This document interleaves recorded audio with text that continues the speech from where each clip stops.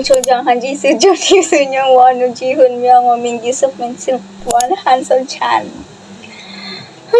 hirap Ashen, sign gone death, metamorphosis, born in fire, then I fly away, but I'm imagined not okay. If it's not okay, I don't care. On the other side of hurricane, taburin dwe, munjigag dwe, set me free, yeah, naragalke, to the sun, to the what, to the moon, to the what, another world, blaze up anew. Hey all, it's your overthinker Belle here, Francine, and welcome to my vlog. I'm so excited. Nakinakabahan. Piling mo naman siya magpo-perform. So, today is not the day yet. It's already... Wait lang, ayaw mag-focus.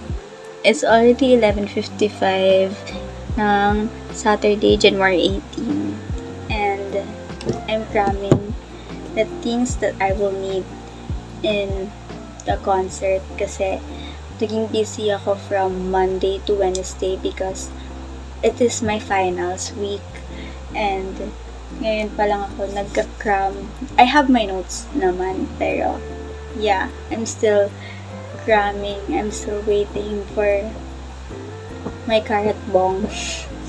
By the way, kung nagtataka kayo, bakit ako January 18 nandito sa bahay?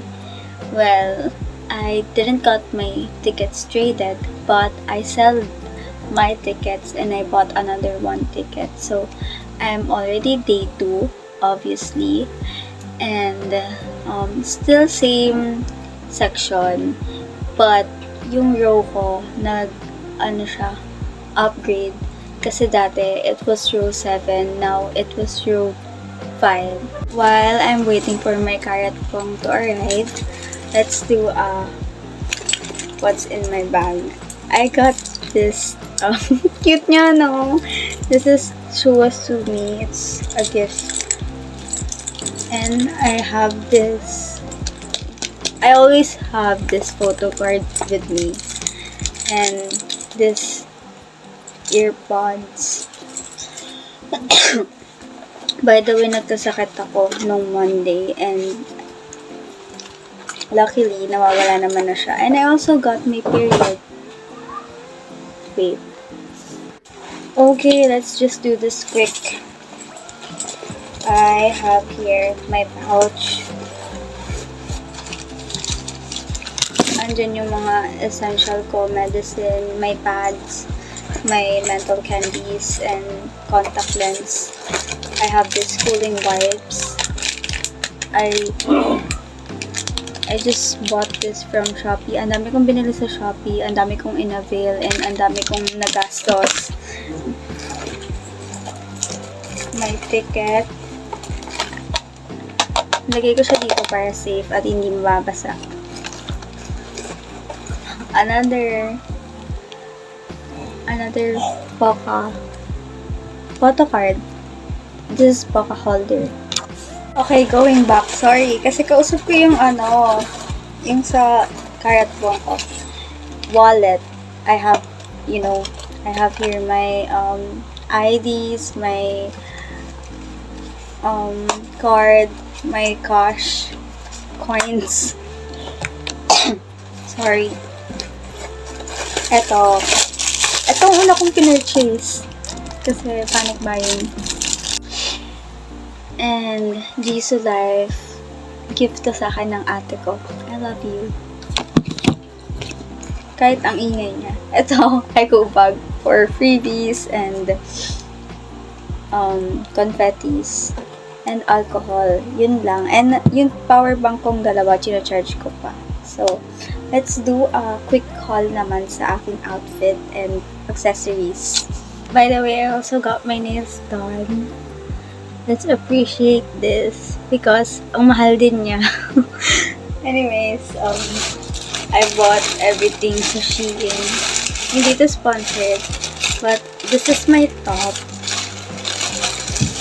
Then ito yung bottom niya. Malamang kapag may top, may bottom. Accessories. What is this? I'm sorry. For my earrings, hindi ko na siya bubulat-latin lahat. I also have this sa paa to, para hindi masakit yung paa ko. Kasi, papakita ko sa inyo yung heels ko, guys. The ribbons. Isuot ko sa head, sa ano ko. And then, gems for my makeup. And then, ribbon ulit. I also have blue na to, kasi na gender reveal ang kayat na yan. Stockings na may ribbon. And this one, pearls. Siguro may hint na kayo kung anong outfit ko. Basta papakita ko na lang sa inyo. Update. I'm using this face mask. And I'm gonna sleep na. Dumating na rin yung Kayat Bong. Na-test ko na rin siya. And all goods na. I'm just gonna sleep. Hopefully, this would keep me fresh. Good night. It's the day! It's the day! It's the day. 7:20 na, and I'm gonna prep my face, and I'm gonna ask someone to do my makeup and my hair because I don't trust myself with my makeup and my hair. And hindi ko pa pala napapakita sa inyo yung shoes ko. Okay, this is my shoes. Ito yung one pair. I know. Kaya wish me luck and I'll get back to you guys.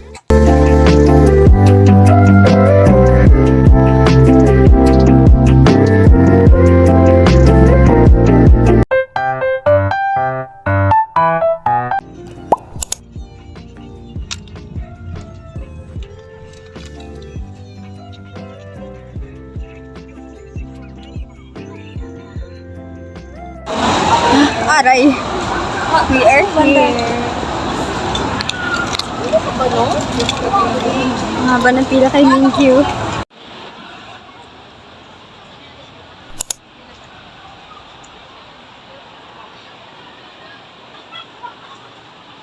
Okay, on this part, nakapila kami sa banner ni Sung Chol para magpa-picture and malapit kami sa highway. Then yung traffic enforcer sumigaw ng, andyan na yung mga bias nyo. So, bigla kami pumunta malapit sa highway, we wave our hand, and sinalubong namin ng cellphone. Oh my gosh, it's a girl moment. Hindi ko man sila nakita ng sobrang malapitan. At least nakita nila ako ng malapitan at fresh at maganda.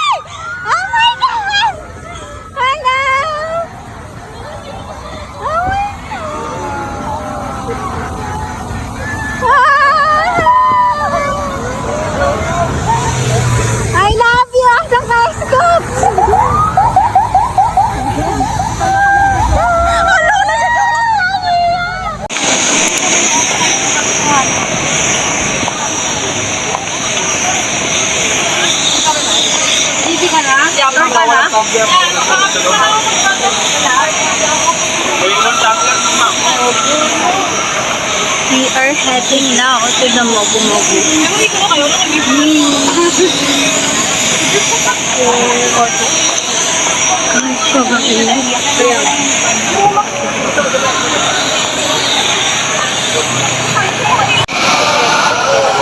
Pila is live.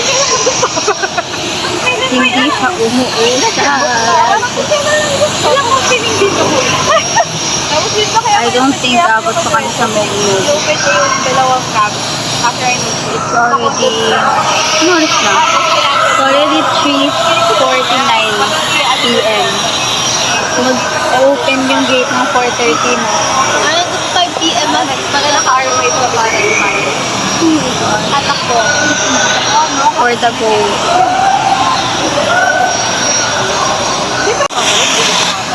Kanina nag-collect kami ng freebies.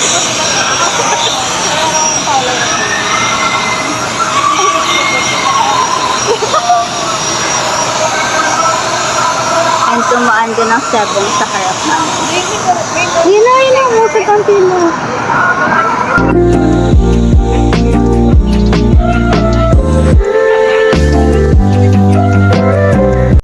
Nagloobat na ang aking mini fan. Oh my gosh. So hot.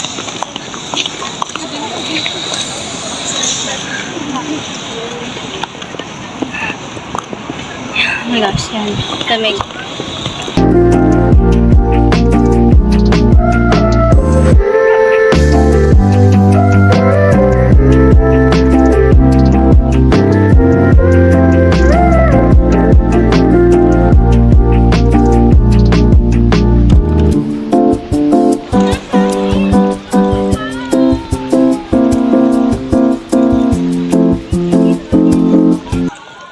Nakapasok na ako.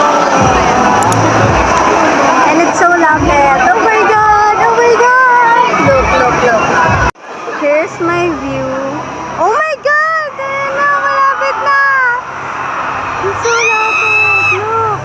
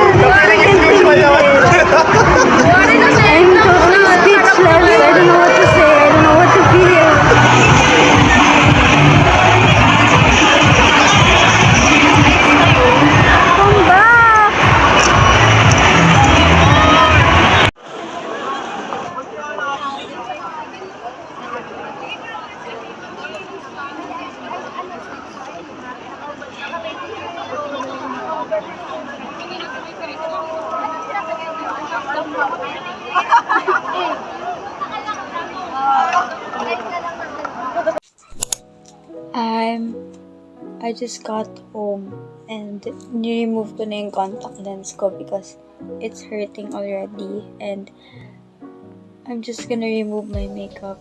Guys, wala akong alam sa nararamdaman ko ngayon.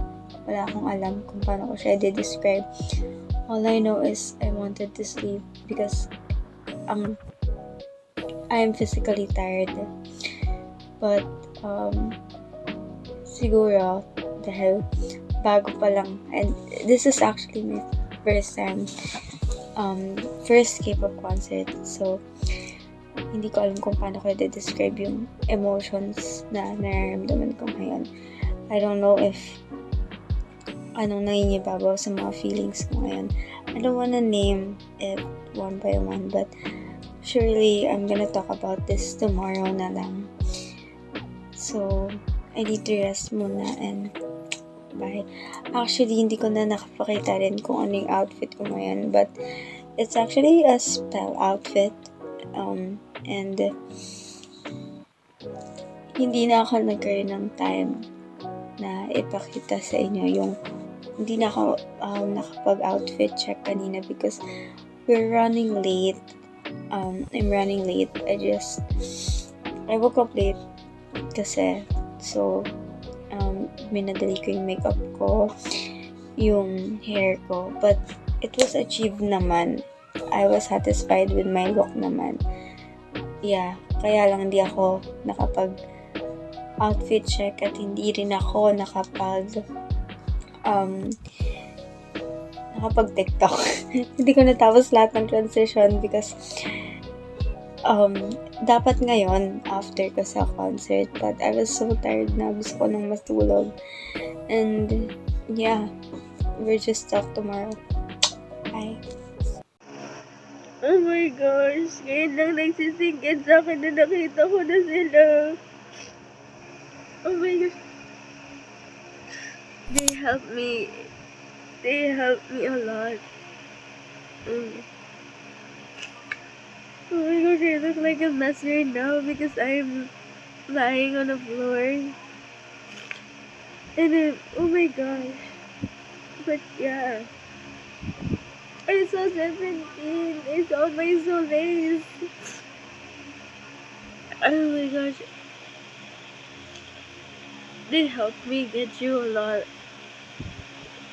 They got me through the tough times, especially Joshua. As in, girl, mas lalo akong na-in-love sa kanya. And now, I'm struggling with PCD. I don't even know how to explain kung ano yung na-experience ko sa concert. But yeah. Oh my gosh. You know what I'm doing right now? It's already like 21. And hindi ko kasi kahapon, hindi ko kayang makipag-usap sa tao. Like, talagang, I couldn't eat, I couldn't sleep. I did sleep. I sleep all day, but I didn't eat. And right now, I just got off from the school. And then, I'm still wearing my bag though. And then, ayun, PCD hits me. So, I try to listen sa Hug, which is my comfort song. And also Joshua Booster. And it makes me remind of the times when I needed someone. I was also listening to his Booster. And yun yung reason, yung Booster niya, yun yung reason kung bakit siya yung naging bias ko. And oh my gosh. It brings so much memories. It brings back so much memories to me. And oh my god, I look like a mess right now. Ganito pala yung PCD. Bakit hindi niyo naman sinabi sa akin? Para akong nakipag-break sa jowa or whatsoever. Isa pa sa fact kung bakit ako umiiyak ngayon. Because I lost my freaking photo card. Someone might stole it.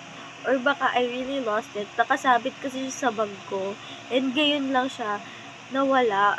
I have that for almost 1 year na. And nawala siya.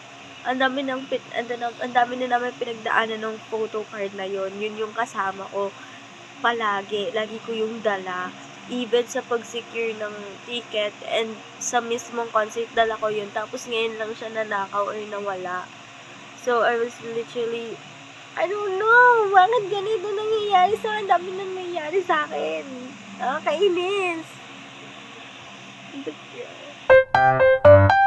Okay, hi you all.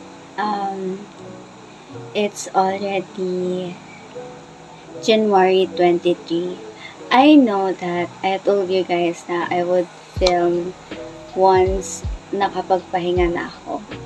But, nung nangyari kasi sa akin nung Monday is hindi ko ma-figure out kung ano yung naramdaman ko during the whole concert and after the concert.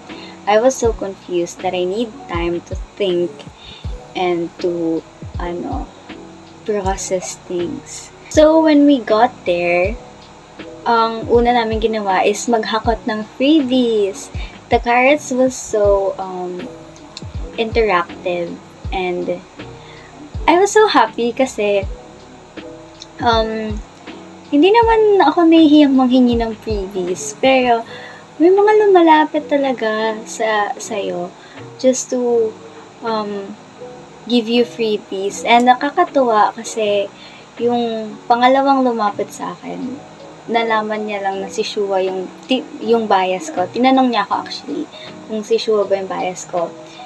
But, well, it was obvious because yung mga anik-anik ko and yung photo card din na nakasabit sa bag ko, it was all about Shua. So, binigyan niya ako ng freebies. And later, I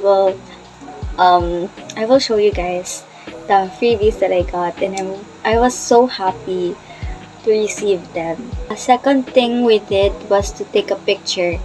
Pinilahan namin si Mingyu. And yung mga mains namin ng friend ko. Kasi hindi namin siya mapilahan lahat. Kasi ang init-init sa ibang area. Tapos ang haba-haba ng pila din sa ibang area. Actually, si Mingyu ang una namin pinilahan. Kasi nung time pa nun, kukunti pa lang yung pila. Pero nung natapos na kami, as in sobrang haba ng pila. In IRL, talagang pinipilahan talaga si Mingyu. After nun, kumain kami. Then, nag-retouch lang ako ng lipstick. Lippy lang, and then nag-powder ako. Actually, hindi naman talaga ako na, sa face. Parang hindi naman ako masyadong na-haggard. Yung lipstick lang, kasi nga, kumain ako. So, nag-retouch lang ako ng lippies after kumain, and then we proceed sa pila. And, medyo, parang 1 hour and a half or 2 hours ata kaming nasa pila nun kasi sobrang tagal ng process ng pila. And nakapasok ako ng stadium ng alas 6.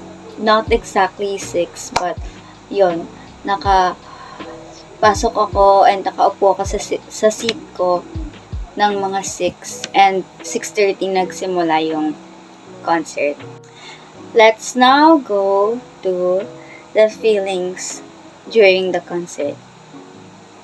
Alam ko na ma-overwhelm ako kasi it was my first time K-pop concert. It was 17 concert. The ones who helped me through my darkest days. And alam ko na ma-overwhelm ako. Pero ang in-expect ko, ma-overwhelm ako sa mga 2 songs lang, like Fear and Fearless. Doon lang. Hindi ko in-expect na ma-overwhelm ako ng buong concert. Like, hindi ko mapaliwanag yung feelings eh. Ang nararamdaman ko lang nung time na yon, parang hindi siya totoo. Like, parang hindi ko alam na, nangyayari na to. Ito na yung 3 months kong inantay. Ito na yung pinaggastusan ko. Ito na yung pinaghahandaan ko. hindi pa siya nagsisink in sa akin. Hindi pa siya nagsisink in na nasa harapan ko na sila, sina Hoshi, sina Joshua, na nagpo-perform sila, sumasayaw sa harapan ko. Hindi pa talaga nagsisink in sa akin. Like, parang, totoo ba to? Nandito ba talaga ako? parang ganun yung nasa isip ko. And, hindi na, I take videos, pero kasi, yung iba talaga, in-enjoy ko talaga. Nanood talaga ako ng, may mga times talaga na nakabalang yung phone ko, kumakanta lang ako, and chini-cheer ko lang sila. So, ayun, it really feels surreal. That's the word na I can connect sa nararamdaman ko. It was a surreal feeling. Visuals. Bruh. I'm telling you, the sentence that I would only tell you is that the camera, the pictures doesn't give justice to how they look like in the reality. Grabe. Like, grabe yung... Alam mo kung sino yung nang-shock sa akin? Inaasahan ko si Vernon, yes. Kaya, medyo, na lang, 80% na lang yung gulat ko na, oh my gosh, totoo pala ang Americano effect ni Vernon. Pero si Woozi, siya yung nanggulat sa akin. Kasi, malayo pa lang yung cards. Kumikinang na yung mukha niya. Like, hindi ko alam kung dahil sa puti lang yon, pero, para siyang ethereal. Like, totoong tao ka po ba? And ang puti-puti niya. Hindi ko alam kung baka dahil lang sa puti. Parang may ring light din yung mukha niya. Nagulat talaga ako. Kaya sa mga Woozi dan dyan, matagal ko na kayong gets. Pero ngayon, gets na gets ko na kayo. Ang gwapo niya. Tapos syempre si Vernon. Yes, totoo ang Americano effect ni Vernon. His features are very defined at mas nakadagdag ng gwapo effect at yung kalbo hair niya, yung buzz cut niya. Scoops, Dadu, like, girl, I know na, yeah, isa pa siya sa pinakamambabae strict sa akin. Pero, gosh, oh my gosh, ilang beses ko siyang natawag na daddy. At ayoko may labas yung mga fancams ko na tinatawag ko siyang daddy, kaniya ako. Pero, oh my gosh. Gets nyo naman ako. Sa mga naka-attend dyan ng concert, gets nyo naman ako siguro. Gets nyo ako. Hindi na dapat ipapaliwanag. Tsaka, todo flex siya sa bicep niya. Ang niya, ang buff niya pala talaga in real life. Like, para talaga siyang may ring light sa mukha. Ang glowing niya. Yun. And let's talk to my bias, Joshua. Girl, lalo ko na in love kay Joshua eh. Hindi niya talaga ako ang magpa-bias trick sa iba. Talagang sabi niya na, ay, hindi, dito ka lang sa akin, hindi ka alis. Magpa-bias trick ka ng iba, pero mas may in love ka sa akin. Parang ginanon niya talaga ako, bakla. Siya, para siyang si Wonu.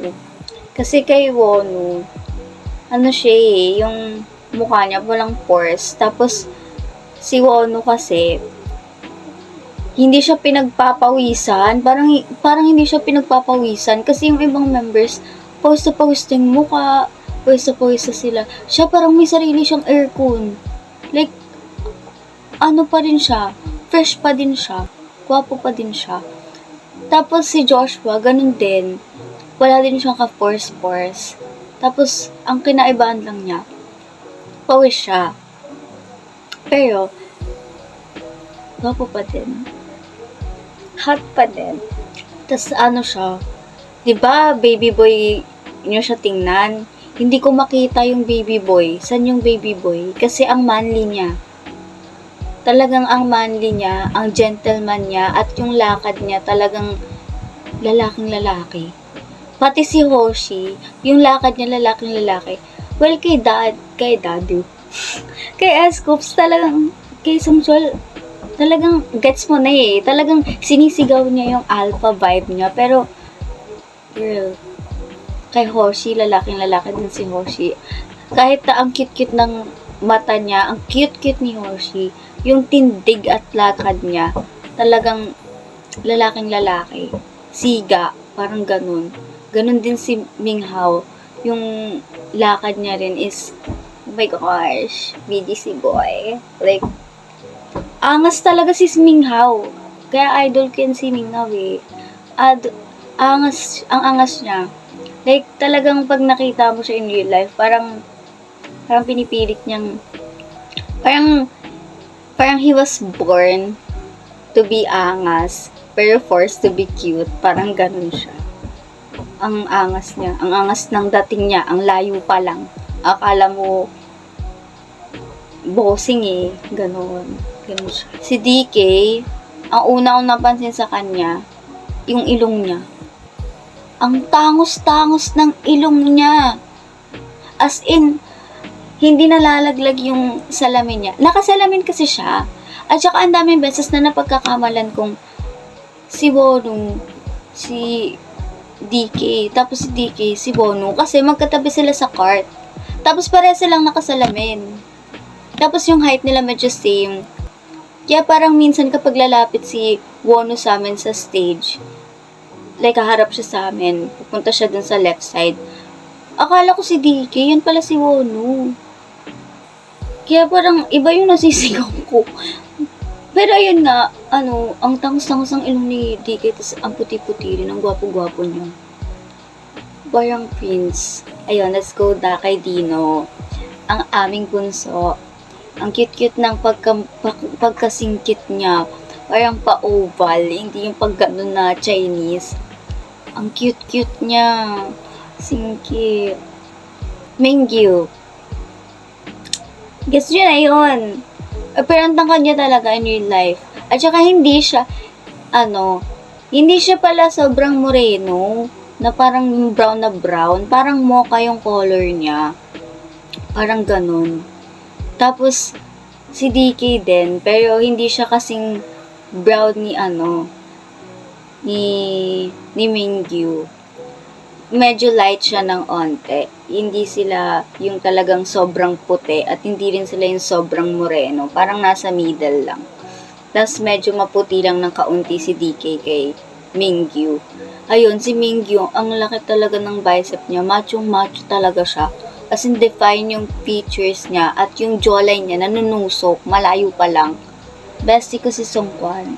Bestie ang tawag ko kay Sungkwan. Kasi, sa lahat ng members, siya ang gusto kong maging best friend at feeling ko talaga magiging compatible kami. Like, if meron, as in magiging compatible kami as a friend, feeling ko pares kaming mag-gossip, manalight ng mga tao. Parang ganon, basta pares kaming mag-side eye ng tao, ganyan. Feeling ko talaga magkiklik kami as best friend ni Sungkwan. And gusto ko talaga siyang maging best friend. Gusto ko nung ganong best friend. Sungkwan. Kahit best friend lang. Ayun, blooming shine, glowing shine.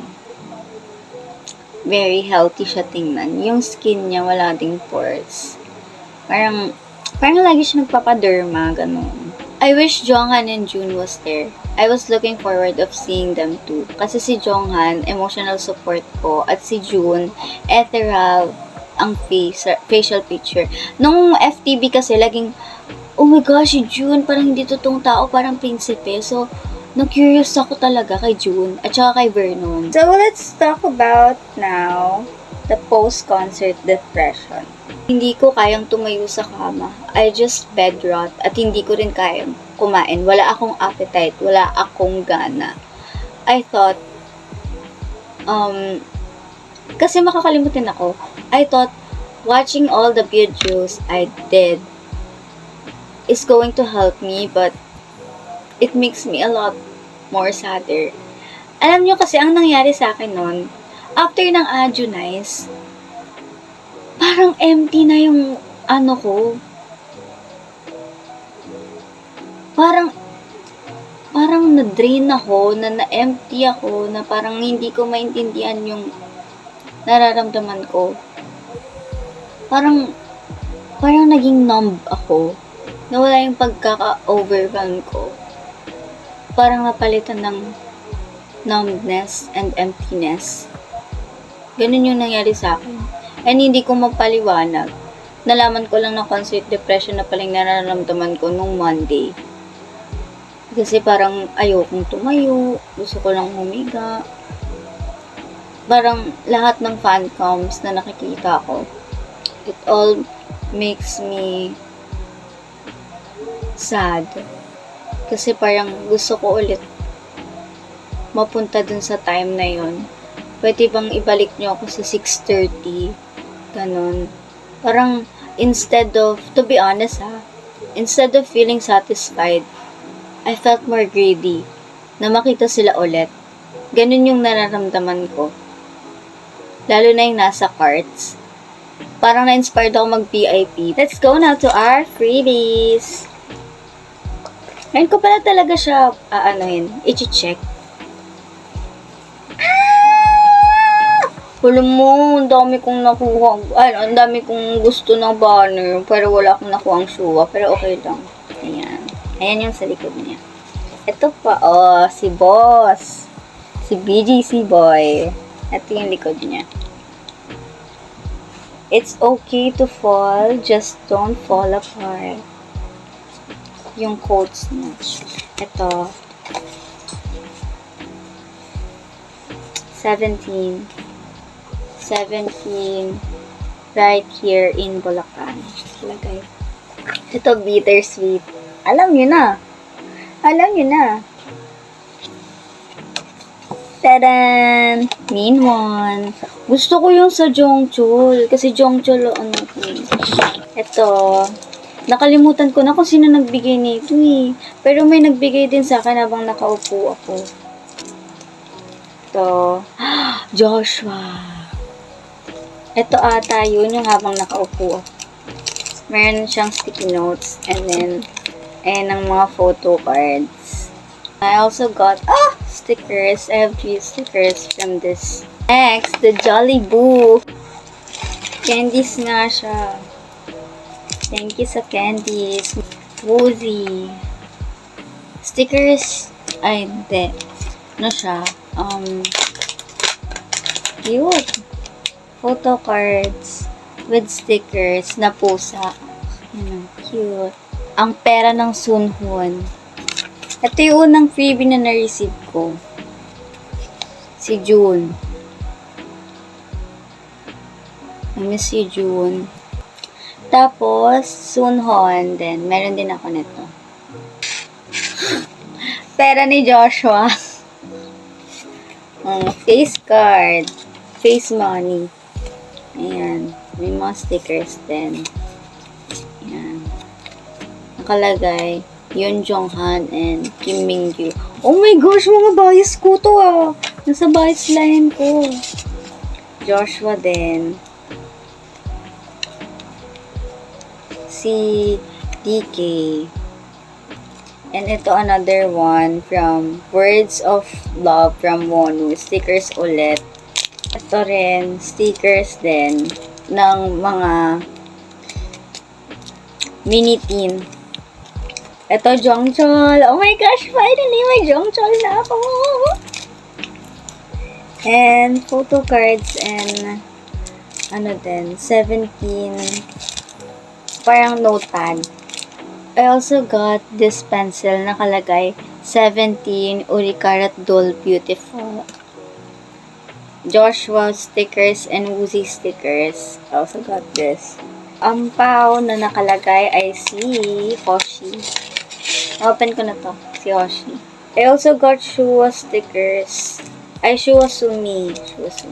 And mga mini teen. Mini teen din to. And I also got this. Official to. Ito yung una ko palang. Ito, I received this as a gift. It is June. I miss you. Ganito sila. after nilang punitin yung ticket ko, may mapaganyan sila.